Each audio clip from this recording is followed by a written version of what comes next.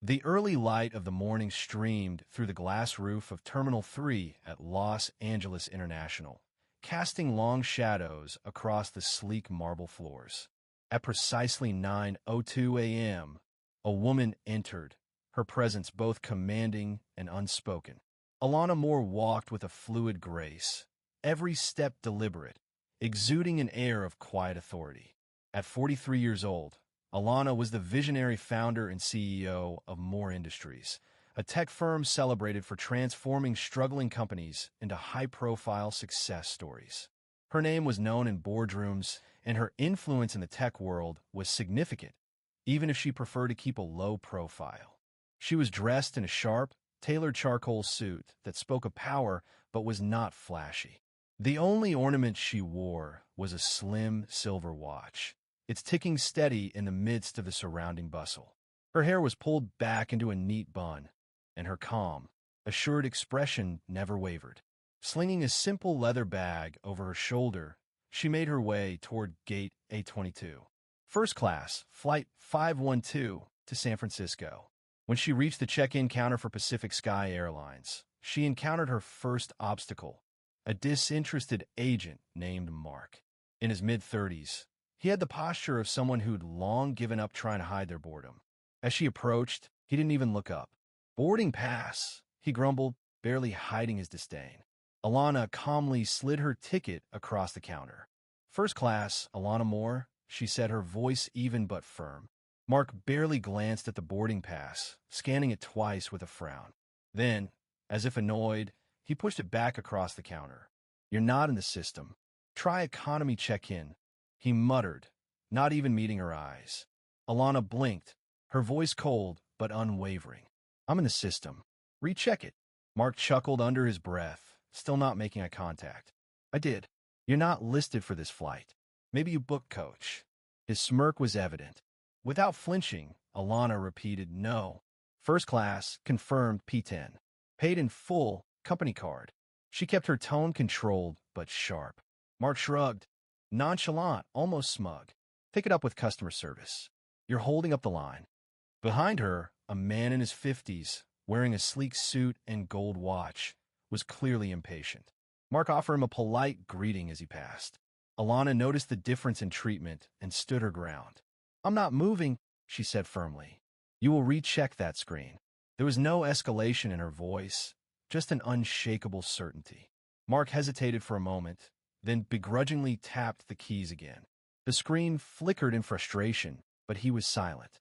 Finally, he muttered, "I'm calling security if you don't step aside." A second agent, Anna, appeared from the side, arms crossed and eyes narrowing as she assessed the situation. "What's the problem?"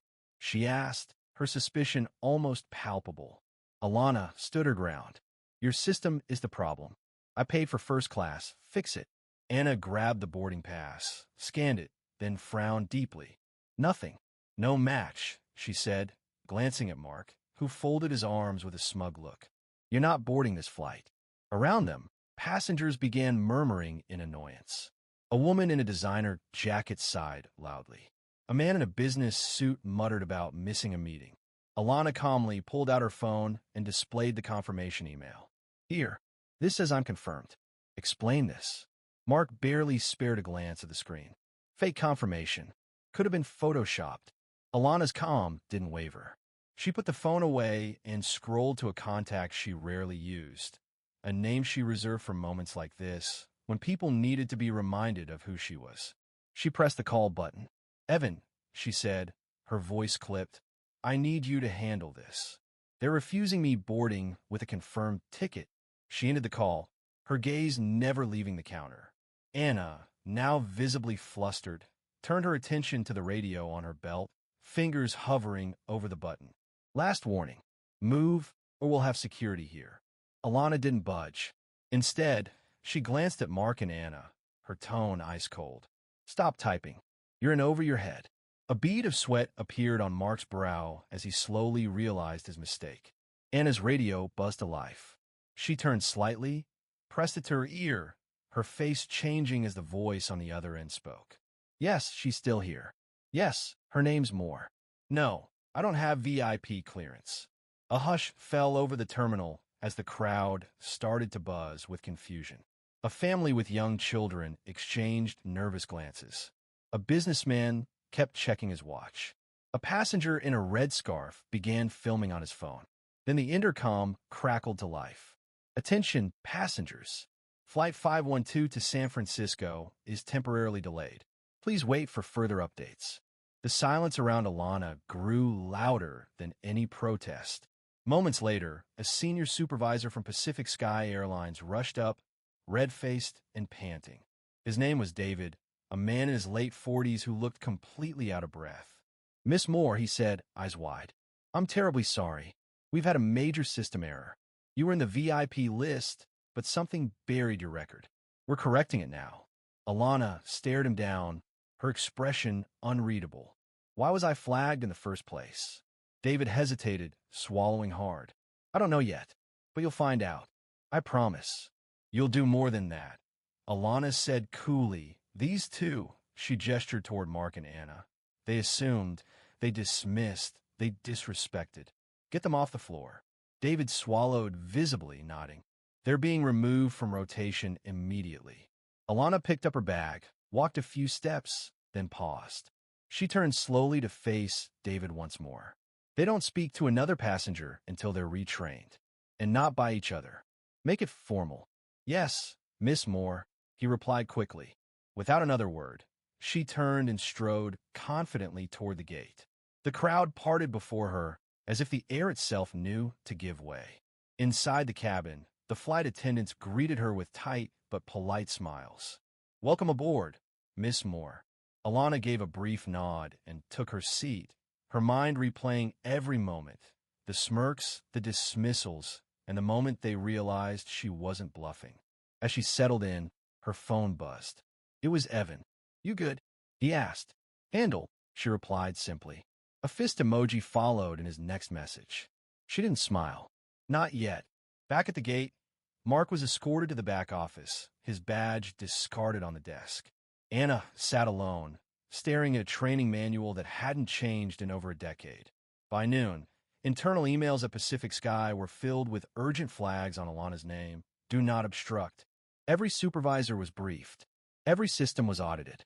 By the time Alana landed in San Francisco, she had left a scar, not for revenge, but to ensure they would never forget. And some lessons, she knew, didn't need to be loud to be learned. Alana Moore's quiet resolve had cut through the noise of the airport like a sharp blade, leaving behind a lasting impact. In a world where power often comes in the form of loud gestures or flashy displays, Alana's approach was refreshingly different. She didn't need to raise her voice or throw tantrums. Her authority came from knowing exactly who she was and how to handle the smallest challenge with precision. When faced with incompetence, she didn't fight to be heard. She made them listen. As the day wore on and the internal emails piled up, her point was unmistakable. Respect isn't something to be demanded with force, but earned with consistency and unyielding confidence. Those who had underestimated her, those who thought they could dismiss her without consequence, were left to reckon with the fallout of their own actions. By the time she boarded her flight, Alana had already achieved more than a simple victory. She'd set a new standard, not just for how she expected to be treated, but for how anyone should be treated. For the passengers who watched the scene unfold, for the employees who would never forget her name, Alana had made one thing clear. Respect, fairness, and professionalism weren't privileges. They were rights. She wasn't the loudest voice in the room, but her actions spoke volumes, shaping the way others would handle similar situations in the future. In the end, it wasn't about vengeance or getting back at the people who doubted her. It was about establishing boundaries that were firm, yet fair, and ensuring that no one would forget the lesson. When someone knows their worth, they don't need to shout to be heard. They simply need to stand tall, speak with conviction, and wait for the world to catch up.